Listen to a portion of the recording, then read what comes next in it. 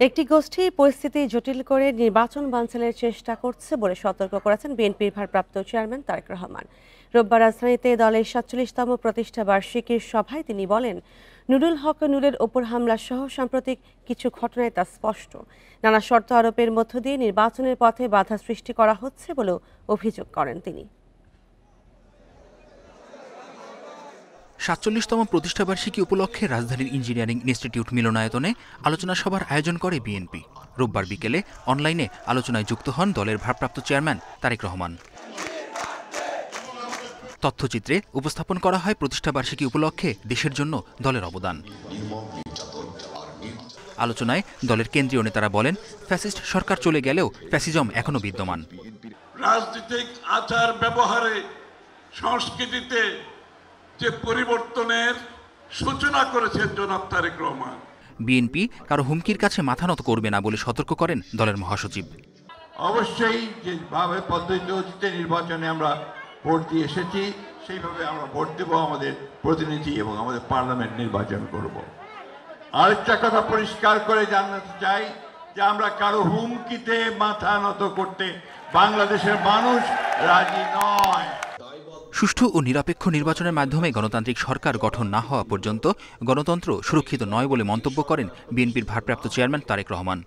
জনগণের সরাসরি ভোটে জনগণের কাছে দায়বদ্ধ, জনগণের কাছে জবাবদিহিমূলক একটি গণতান্ত্রিক সরকার প্রতিষ্ঠিত না হবে ততক্ষণ পর্যন্ত গণতন্ত্র ঝুঁকিমুক্ত নয়। কিছু দল নির্বাচন বানচালের অপচেষ্টা করে আসছে মন্তব্য করে তারেক রহমান বলেন, একটি পক্ষ দেশের পরিস্থিতি জটিল করে তোলার চেষ্টা করছে। কোনো রাজনৈতিক দল নির্বাচনের মাধ্যমে জনগণের অধিকার প্রতিষ্ঠার পরিবর্তে তাদের দলীয় স্বার্থ চরিতার্থ করার জন্য নানা শর্ত আরোপ করছে। গণপরিষদ সভাপতি নুরুল হক নূরের উপর হামলা সহ সাম্প্রতিক কিছু ঘটনা স্পষ্ট। দেশের স্থিতিশীল পরিস্থিতি ক্রমেই জটিল হয়ে উঠছে অথবা জটিল করে তোলা হচ্ছে। ঐক্যবদ্ধ থেকে সব ষড়যন্ত্র রুখে দিতে নেতাকর্মীদের প্রতি আহ্বান জানান বিএনপির ভারপ্রাপ্ত চেয়ারম্যান। মেহেদী হাসান, ইন্ডিপেন্ডেন্ট নিউজ, ঢাকা। জাতীয় পার্টির রাজনীতি করার কোনো অধিকার নেই বলে মন্তব্য করেছেন এনসিপির আহ্বায়ক নাহিদ ইসলাম। গণ অধিকার পরিষদ সভাপতি নুরুল হক নূরের ওপর হামলার ঘটনাকে মব বলায় সেনাবাহিনীর ক্ষমা চাওয়া উচিত ছিল বলেও মন্তব্য করেন তিনি। রোববার রাতে চীন সফর থেকে ফিরে ঢাকা মেডিকেলে নুরুল হক নূরকে দেখতে গিয়ে এসব কথা বলেন নাহিদ ইসলাম।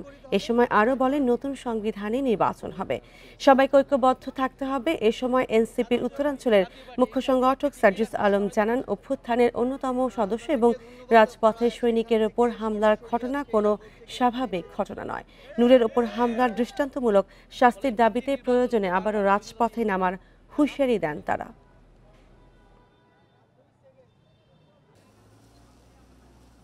কোনো ধরনের অপকর্ম ষড়যন্ত্রকে বিন্দুমাত্র প্রশ্রয় দেওয়া হবে না। জনগণ রাজপথ যেভাবে বেছে নিয়েছিল ফ্যাসিস্ট তাড়ানোর জন্য, ফ্যাসিস্টদের পক্ষের যে কোনো ষড়যন্ত্র মোকাবেলা করার জন্য প্রয়োজনে আবার রাজপথ বেছে নেবে বাংলাদেশের এই ছাত্র জনতা। সেনাবাহিনীর উচিত ছিল নিঃশর্তভাবে দুঃখ প্রকাশ করা, ক্ষমা প্রার্থনা করা, যে একজন রাজনীতিবিদকে, ফ্যাসিবাদ বিরোধী রাজনীতিবিদকে এইভাবে রাস্তায় ফেলে পেটানো হয়েছে। কিন্তু আমরা দুঃখজনকভাবে দেখেছি যে আইএসপিআরের যেই বিবৃতিটি তারা দিয়েছে, তারা এই হামলাকে বৈধতা দেওয়ার চেষ্টা করেছে। কেউ নির্বাচনের বিকল্প ভাবলে তা জাতির জন্য দুর্ভাগ্যজনক হবে বলে মন্তব্য করেছেন প্রধান উপদেষ্টার প্রেস সচিব।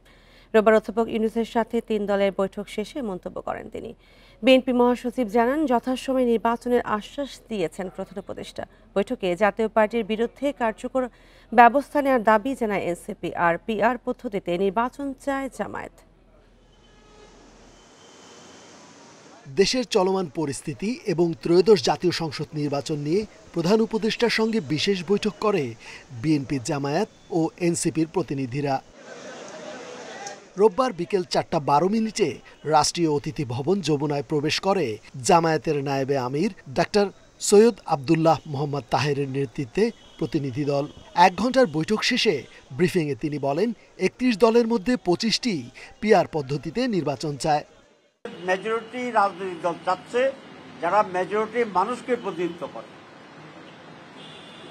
আমাদের মাঝে একটু ডিফারেন্স হচ্ছে অনেক দল আপার হাউসে পিআর চায়, আর আমরা এবং আরো কয়েকটি দল আমরা পুরোটাই পিআর চাই, আপার হাউস লোয়ার হাউস। এরপর বৈঠকে বসেন এনসিপি নেতারা। পরে ব্রিফিংয়ে তারা জাতীয় পার্টির বিরুদ্ধে কার্যকর ব্যবস্থা নেয়ার দাবি জানান। সন্ত্রাসী কার্যক্রমের বিষয়ে সুস্পষ্ট অবস্থান নেওয়া এবং বিগত সময় অবৈধ সংসদকে বৈধতা দানের তাদের যে পদক্ষেপ সে বিষয়গুলো আমলে নিয়ে জাতীয় পার্টির সাংগঠনিক কার্যক্রম যেন স্থগিত করার বিষয়ে সরকার আরও বেশি কার্যকর হয় সেই বিষয়টি আমরা প্রধান উপদেষ্টাকে আমলে নেওয়ার জন্য বলেছি। সবশেষে বৈঠক করেন বিএনপির প্রতিনিধিরা। দলটির মহাসচিব মির্জা ফখরুল ইসলাম আলমগীর জানান, সঠিক সময়ে নির্বাচনের আশ্বাস দিয়েছেন প্রধান উপদেষ্টা। জাতীয় পার্টি নিয়ে কোনো আলোচনা হয়নি। আলোচনা ফলপ্রসূ হয়েছে, সেটা গোটা দেশবাসী অত্যন্ত আশ্বস্ত হয়েছে এবং নির্বাচন যে ফেব্রুয়ারিতে হবে এ ব্যাপারেও গোটা দেশবাসী অত্যন্ত আশ্বস্ত। না কোনো আলোচনা হয়। ব্রিফিংয়ে প্রধান উপদেষ্টার প্রেস সচিব জানান, নির্বাচনের কোনো বিকল্প নেই। কেউ যদি অন্য কোনো বিকল্প নিয়ে ভাবে সেটা হবে বিপজ্জনক। সকল রাজনৈতিক দলকে প্রধান উপদেষ্টা নির্বাচন নিয়ে আবারও তার প্রতিশ্রুতি জানিয়েছেন। তিনি বলেছেন নির্বাচন ছাড়া কোনো বিকল্প নাই। কেউ যদি নির্বাচনের কোনো বিকল্প নিয়ে ভাবে সেটা হবে এই জাতির জন্য গভীর বিপজ্জনক। নির্বাচন নিয়ে আবারও প্রধান উপদেষ্টার প্রতিশ্রুতির কথা তুলে ধরেন প্রেস সচিব। যদি প্রয়োজন হয় সেক্ষেত্রে। রেজওয়ানুল হক, ইন্ডিপেন্ডেন্ট নিউজ, ঢাকা। রাকসু নির্বাচন নিয়ে জানাতে রাজশাহী বিশ্ববিদ্যালয় থেকে যুক্ত হচ্ছেন সহকর্মী মুস্তাফিজুর রহমান। মুস্তাফিজুর, রাকসু নির্বাচন নিয়ে সর্বশেষ পরিস্থিতি কি জানাবেন?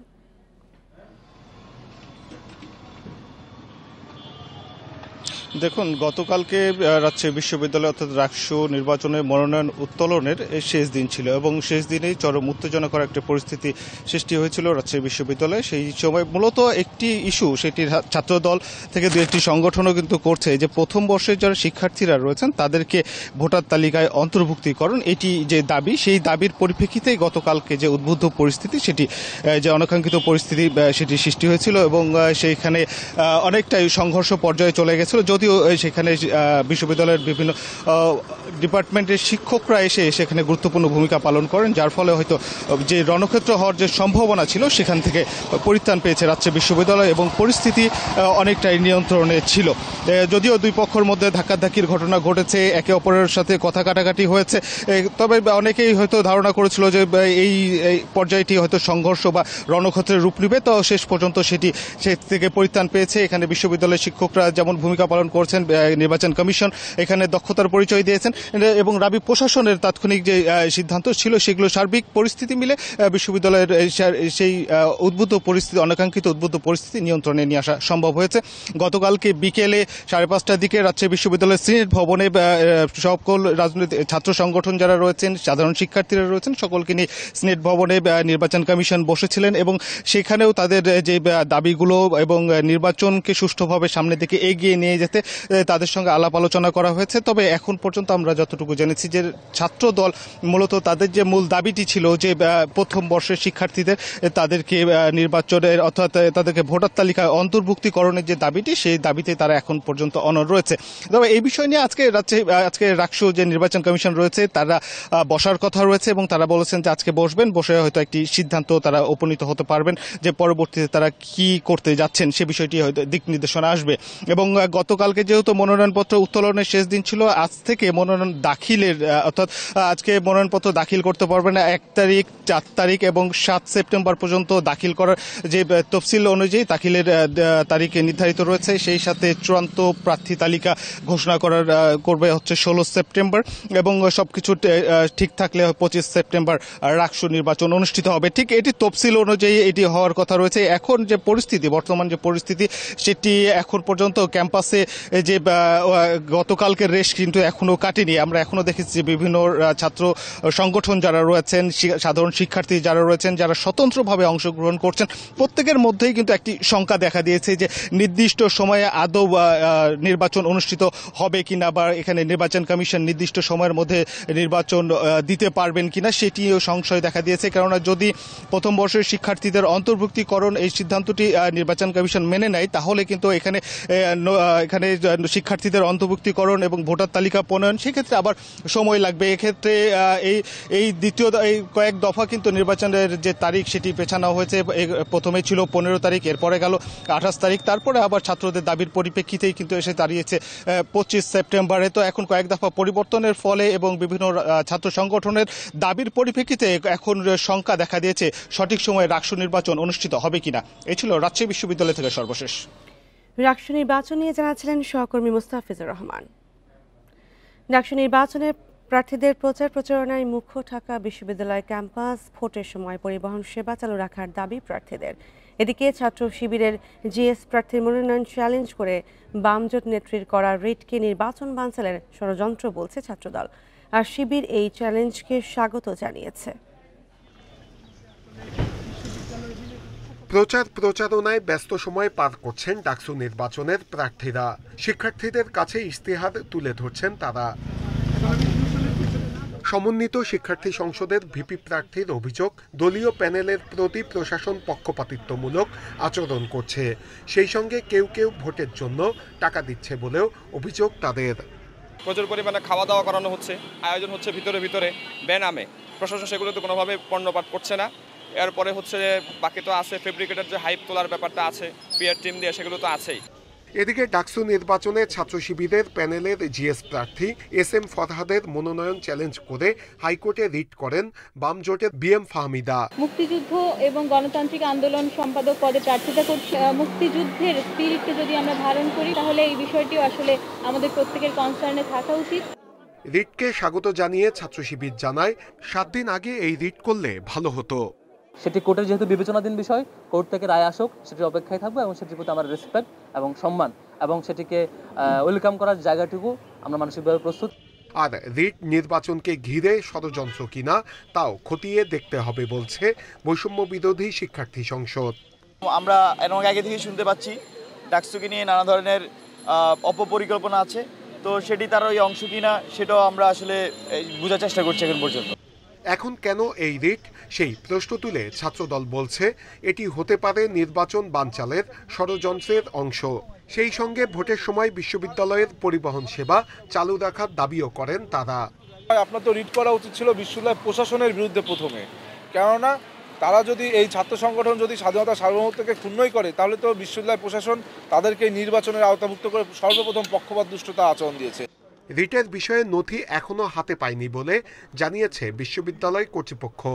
আমাদের কাছে যদি এ ধরনের বিষয় কোর্ট থেকে যদি আসে, তাহলে আমরা আসলে সেই অনুযায়ী আইনানুগ ব্যবস্থা, আমরা সেই জবাব দেওয়ার ব্যবস্থা করব।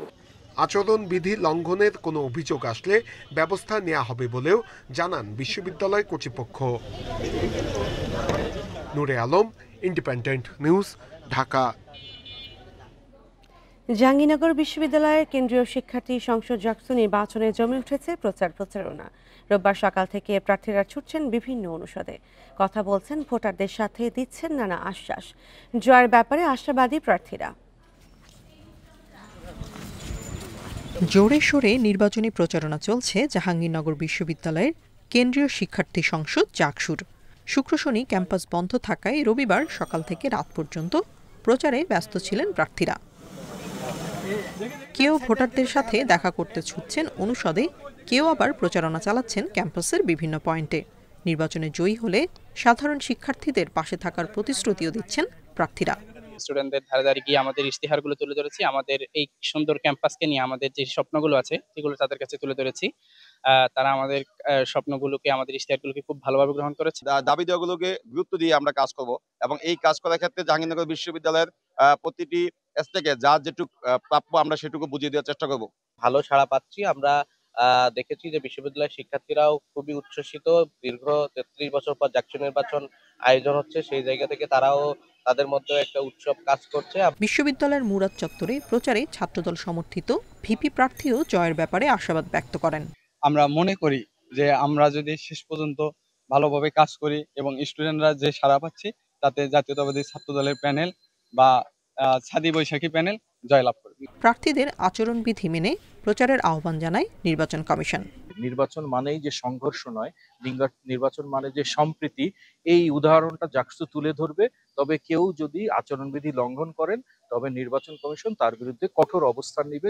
11 সেপ্টেম্বর জাকসু ও হল সংসদের ভোট অনুষ্ঠিত হবে। Independent news. রাজধানীর গুলশানের একটি 5 তারকা হোটেল থেকে জ্যাকসন নামের এক মার্কিন নাগরিকের মরদেহ উদ্ধার করেছে পুলিশ। প্রাথমিকভাবে তার স্বাভাবিক মৃত্যু হয়েছে বলে ধারণা করা হচ্ছে। মরদেহ মার্কিন দূতাবাসে হস্তান্তর করা হয়েছে। রোববার রাতে গুলশান থানার ভারপ্রাপ্ত কর্মকর্তা হাফিজুর রহমান এ তথ্য নিশ্চিত করেন। তিনি জানান, জ্যাকসন গেল 27 আগস্ট ঢাকায় অবস্থিত যুক্তরাষ্ট্র দূতাবাসের মাধ্যমে হোটেল ওয়েস্টিনের একটি রুম ভাড়া নেন। তবে গত 2 দিন ধরে তিনি কোনো খাবার অর্ডার না করায় হোটেল কর্তৃপক্ষের সন্দেহ হয়। পরে তারা বিষয়টি যুক্তরাষ্ট্র দূতাবাস ও পুলিশকে অবহিত করে। পরে দূতাবাসের একটি মেডিকেল টিম ও পুলিশের একটি দল হোটেলে গেলে দেখা যায় জ্যাকসন বিছানায় মৃত অবস্থায় পড়ে আছেন। ওসি হাফিজুর রহমান বলেন, প্রাথমিকভাবে তার মৃত্যু স্বাভাবিক প্রতীয়মান হওয়ায় দূতাবাস কর্তৃপক্ষ আমাদের কাছে লিখিত আবেদন করে মরদেহটি নিয়ে যায়।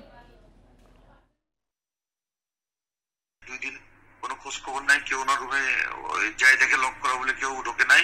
পরবর্তীতে আপনার আজকে ওনার এম্বাসিতে সংবাদ দেয়, এম্বাসির লোকজন আসে, আমাদের সংবাদ দিলে আমরা যাই, মৃতদেহ পড়ে আছে, মানে সন্দেহজনক ভাবে না, স্বাভাবিক ভাবে। মাদারীপুরের কালকিনিতে শিশুকে চেতনানাশক দিয়ে ধর্ষণের অভিযোগ উঠেছে প্রতিবেশীর বিরুদ্ধে।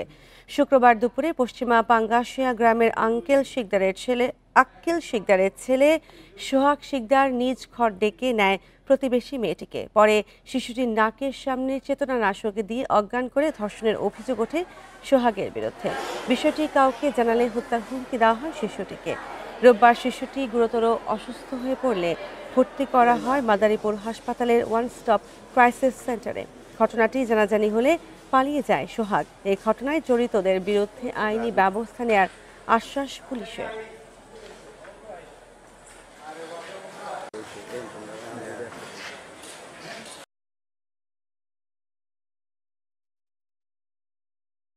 কিন্তু তারা কিন্তু দলবদ্ধভাবে জব্বারের মূল এলাকায় গিয়েছে। আমরা বেশ কিছু শিক্ষার্থীদের সাথে কথা বলেছি, তারা যেটি জানিয়েছেন যে বিশ্ববিদ্যালয় কর্তৃপক্ষ যে সিদ্ধান্তটি জানিয়েছেন যে বিশ্ববিদ্যালয় অনির্দিষ্টকালের জন্য বন্ধ এবং সকাল 9টা থেকে হল ছাড়ার নির্দেশ দিয়েছে। শিক্ষার্থীরা বলছেন তারা সেই প্রশাসনের যে সিদ্ধান্ত সেটি তারা মানেন না এবং তারা কোনোভাবেই হল ছাড়বেন না। তারা যেটি বলেছেন যে তাদের যে যৌক্তিক দাবি, শান্তিপূর্ণ যে কর্মসূচি ছিল সেই কর্মসূচিতে বহিরাগতরা হামলা করেছে এবং বহিরাগত হামলার কারণে বেশ কিছু শিক্ষার্থী আহত হয়েছে এবং তারা সেটার বিচার দাবি করেছেন এবং তারা যেটি বলেছেন যে বহিরাগত কোনোভাবেই ক্যাম্পাসে প্রবেশ করতে পারে না। এটি কিন্তু তারা বলছেন যে বিসির ইন্ধনে কিন্তু সেই বহিরাগতরা এসে বিশ্ববিদ্যালয়ের শিক্ষার্থীদের উপর হামলা করেছে এবং আমি খোঁজ নিয়ে দেখেছি যে আসলে বিশ্ববিদ্যালয়ের কোনো হল থেকেই কিন্তু এখানে শিক্ষার্থীরা কিন্তু হল ছাড়ছেন না। তারা বলছেন যে তারা কোনোভাবে হল ছাড়বেন না এবং বিশ্ববিদ্যালয় কর্তৃপক্ষের সিদ্ধান্ত তারা মানছেন না। এবং বাংলাদেশ কৃষি বিশ্ববিদ্যালয় থেকে জানাচ্ছিলেন সহকর্মী আবু সালে মুসা। দীর্ঘ চিকিৎসায় সুস্থ হওয়া অন্তত 30 জনকে স্বজনদের কাছে ফেরত দিতে পারছে না পাবনা মানসিক হাসপাতাল কর্তৃপক্ষ। এজন্য মারা যাওয়া অনেকে দাফন কাফন হচ্ছে হাসপাতালে। তারা বলছেন ভর্তির সময় ভুল ঠিকানা দেওয়া আর স্বজনদের অনাগ্রহের কারণে এই পরিস্থিতি। তাই ঠিকানার সত্যতা যাচাই ছাড়া এখন কাউকে আর ভর্তি করা হচ্ছে না পাবনার মানসিক হাসপাতালে। প্রায় 56 বছর বয়সী সাইদ হোসেনকে পরিবারের সদস্যরা 34 বছর আগে দিয়ে যান পাবনায় মানসিক হাসপাতালে। একইভাবে শাহানা আক্তার ও নাজমা নীলুফার এই হাসপাতালে ভর্তি হন 26 বছর আগে 1999 সালে। দীর্ঘ সময়ের চিকিৎসায় এদের শারীরিক ও মানসিক অবস্থা এখন স্থিতিশীল হলেও ঠিকানা ভুল থাকায় বাড়ি ফিরতে পারছেন না তারা। এই ধরনের অন্তত 30 রোগী নিয়ে বেকায়দায় পড়েছে হাসপাতাল কর্তৃপক্ষ। 19 জন রোগী না যাওয়া স্থানীয়, মানে ওদের কোনো ঠিকানা নাই, স্থায়ী রোগী। এরা সবাই ক্রনিক, এদের ঠিকানা নাই, যার কারণে এখানে আছে। আর যাদের ঠিকানা থাকে তারা তো 2 মাস পর পর বাড়ি চলে যায়। অবশ্য কয়েকজন রোগী বলছেন পরিস্থিতির শিকার হয়ে হাসপাতালে এসেছেন তারা, এখন সুস্থ হবার পর ফেরত নিতে রাজি নয় পরিবার।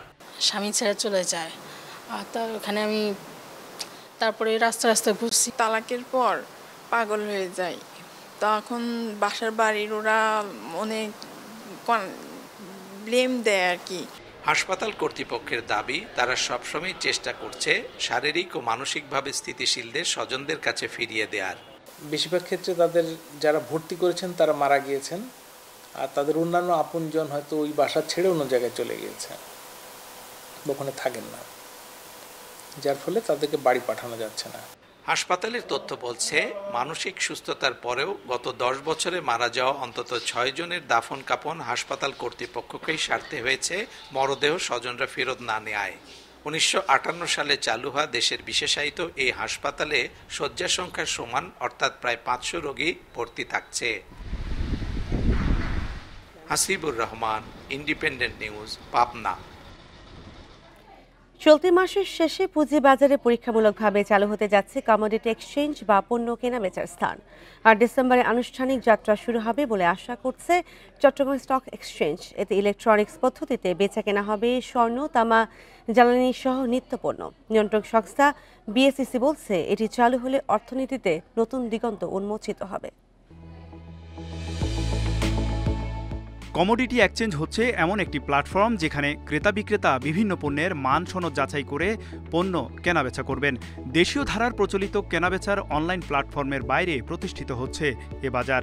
এতে পণ্য কেনাবেচা হবে ইলেকট্রনিক্স পদ্ধতিতে। 60 থেকে 80টি অনুমোদিত ব্রোকারের মাধ্যমে পণ্য বিপণনের এই প্ল্যাটফর্ম চালু করতে যাচ্ছে চট্টগ্রাম স্টক এক্সচেঞ্জ সিএসই। শুরুতে এখানে থাকবে স্বর্ণ, রূপা ও অপরিশোধিত পাম অয়েল। পরে চাল, গম, কৃষিপণ্য এবং জ্বালানি সহ পশু সম্পদ অন্তর্ভুক্ত হবে এই এক্সচেঞ্জে, যা শেয়ার বাজারের বাইরে নতুন বিনিয়োগের ক্ষেত্র। গোল্ড, সিলভার এবং ক্রুড পাম অয়েল, আমরা এখন পর্যন্ত আমাদের যে প্ল্যানিং, আমরা কমোডিটি ডেরিভেটিভস এক্সচেঞ্জ এই 3টি প্রোডাক্ট দিয়ে শুরু করতে চাই। সেপ্টেম্বরের শেষ নাগাদ প্ল্যান রেখেছি। আমরা আশা করছি এই সময়ের মধ্যে আমাদের যে টেকনোলজিক্যাল কাঠামো তৈরি হয়েছে কমোডিটি ডেরিভেটিভস এক্সচেঞ্জ চালুর জন্য, সেটা আমরা করতে পারবো। সিএসই জানায় এখন ব্রোকার লাইসেন্স ও পণ্যের অনুমোদন এবং কন্ট্রাক্ট ডিজাইন হলেই শুরু হবে আনুষ্ঠানিকতা। মার্কেটের প্রফেশনাল তৈরি করা, মার্কেটে বিনিয়োগকারী তৈরি করা এবং এই যে নতুন সেগমেন্ট, নতুন প্রোডাক্ট, এগুলি সম্পর্কে বিনিয়োগকারীদেরকে জানানো, এই কাজগুলো চলমান আছে। তো আমরা আশা করছি এই বছরের শেষ নাগাদ আমরা লাইভ অপারেশনে যেতে পারবো। এ বিষয়ে বিধিমালা অনুমোদন দিয়েছে নিয়ন্ত্রক সংস্থা বিএসইসি। সিএসই বাকি কাজ শেষ করলে আর কোনো বাধা থাকবে না বলে মনে করছে নিয়ন্ত্রক সংস্থা। কমোডিটি এক্সচেঞ্জই কিন্তু এটা দেখবে রেগুলেশন অনুযায়ী, এবং কমিশন ওই রেগুলেশন এবং আমাদের যে রুলস, এটা সমন্বয়ে এই বিষয়টা নির্ধারণ করবে। 2023 সালে 1/4 শেয়ার কেনার মধ্য দিয়ে সিএসির কৌশলগত মালিকানায় রয়েছে বসুন্ধরা গ্রুপ। আর সিএসির কমোডিটি এক্সচেঞ্জ তৈরির জন্য পরামর্শক হিসেবে কাজ করছে ভারতের মাল্টি কমোডিটি এক্সচেঞ্জ MCX। তৌহিদ রানা, ইন্ডিপেন্ডেন্ট নিউজ, ঢাকা। 28 বছর ধরে ব্যবসা বাণিজ্য প্রসারে গুরুত্বপূর্ণ অবদান রাখছে পঞ্চগড়ের বাংলাবান্ধা স্থলবন্দর। আন্তর্জাতিক শুল্ক স্টেশন দিয়ে ভারত, নেপাল ও ভুটানের সাথে বেড়েছে বাংলাদেশের বাণিজ্য। সম্প্রতি পণ্য আমদানি কমলেও গতি বেড়েছে পণ্য রপ্তানিতে, ফলে সরকারের রাজস্ব বৃদ্ধি সহ বেড়েছে কর্মসংস্থান। 1997 সালের 1 সেপ্টেম্বর যাত্রা শুরু করে দেশের 4র্থ বৃহত্তম বাংলাবান্ধা স্থলবন্দর। বন্দরটি দিয়ে ভারতের শিলিগুড়ি হয়ে নেপাল ও ভুটানের সাথে বাণিজ্যের সুযোগ সৃষ্টি হয়। প্রথম দিকে শুধু পাথর, কয়লা ও মশলা আমদানি হতো এই বন্দর দিয়ে। তবে বর্তমানে রপ্তানি হচ্ছে বিপুল পরিমাণে গার্মেন্টস পণ্য, কৃষি পণ্য, প্লাস্টিক সামগ্রী, খাদ্যদ্রব্য। 2023-24 অর্থ বছরে বাংলাবান্ধা বন্দরে 92 কোটি 63 লাখ টাকার লক্ষ্যমাত্রার বিপরীতে রাজস্ব আদায় হয় 110 কোটি 51 লাখ টাকা। 2024-25 অর্থ বছরে 119 কোটি 73 লাখ টাকার লক্ষ্যমাত্রা ছাড়িয়ে আদায় হয় 166 কোটি 79 লাখ টাকার রাজস্ব। গাজীপুর কোনাবাড়ির থেকে আমরা জুট নিয়ে আসছি, বাংলা মান্দা, এটা ইন্ডিয়া ঢুকবে। আলু নিয়ে যাচ্ছি আমরা, ব্যবসা বাণিজ্য আগের চেয়ে অনেক ভালো, অনেক উন্নত আর কি। সরকারের পৃষ্ঠপোষকতা বাড়ানো সহ 4 দেশীয় বাণিজ্যিক যোগাযোগ বাড়লে দেশের প্রধান স্থলবন্দর হতে পারে বাংলাবান্ধা, বলছেন সংশ্লিষ্টরা। বেশ কিছুদিন আগে শুধু পাথর ইম্পোর্ট হতো, এখন কমার্শিয়াল আইটেম অনেক এক্সপোর্ট হচ্ছে আমাদের বন্দর দিয়ে, এবং এই এক্সপোর্ট হওয়ার কারণে বৈদেশিক মুদ্রা অর্জন হচ্ছে। খুব সম্প্রতি রপ্তানি অনেক বেড়েছে এবং প্রতিদিন প্রায় 60 থেকে 70 মেট্রিক টন পণ্য রপ্তানি হচ্ছে।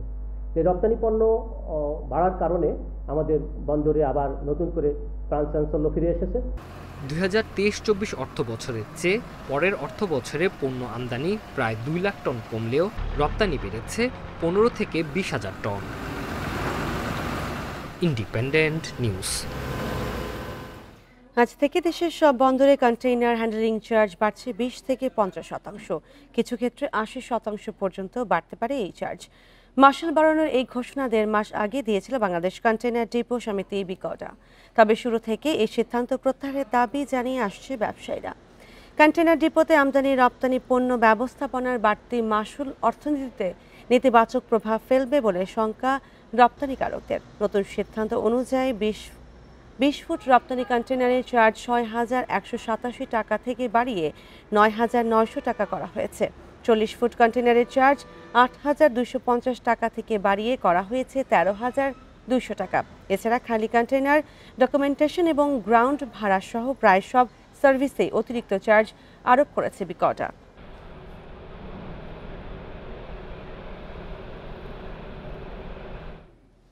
আগের তুলনায় কন্টেইনার হ্যান্ডলিং বাড়লেও বিশ্বখ্যাত কন্টেইনার বন্দরের তালিকা লয়েডস লিস্টে এবার পিছিয়ে পড়েছে চট্টগ্রাম। এজন্য 2024 সালে দেশের রাজনৈতিক বৈরী পরিস্থিতিকে কারণ বলছেন সংশ্লিষ্টরা। বিশ্বমানে এগিয়ে যেতে উন্নয়ন পরিকল্পনা ঢেলে সাজানোর আহ্বান বন্দর ব্যবহারকারীদের।